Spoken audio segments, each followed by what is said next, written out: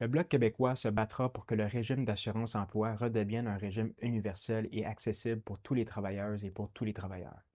La création d'une caisse autonome est une condition essentielle pour mettre fin à un vol perpétuel de la caisse. Par ailleurs, en lien avec le déficit du COVID-19, le gouvernement contrevient à la loi sur l'assurance-emploi, qui a une disposition qui l'empêche d'être déficitaire.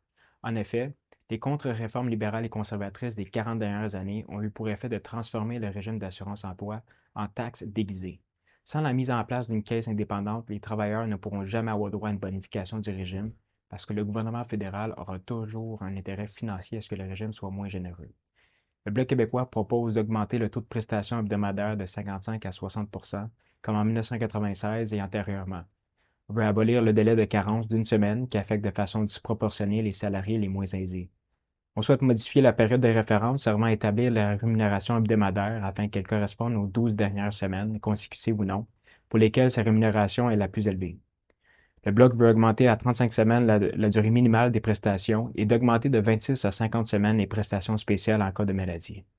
On souhaite instaurer un critère d'admissibilité pour les prestations régulières à partir de 420 heures de travail, lequel devrait comporter une norme hybride de 12 semaines de 14 heures selon ce qui est plus avantageux pour les travailleurs, et que la durée des prestations soit modulée selon le taux de chômage des régions économiques de l'assurance-emploi. Le Bloc québécois veut maintenir les régions de l'assurance-emploi, être ouvert à un meilleur découpage de celles-ci pour refléter la réalité des travailleurs saisonniers et du chômage régional. Le Bloc s'engage à déposer un projet de loi qui permettra d'élargir substantiellement l'accès aux prestations régulières de l'assurance-emploi.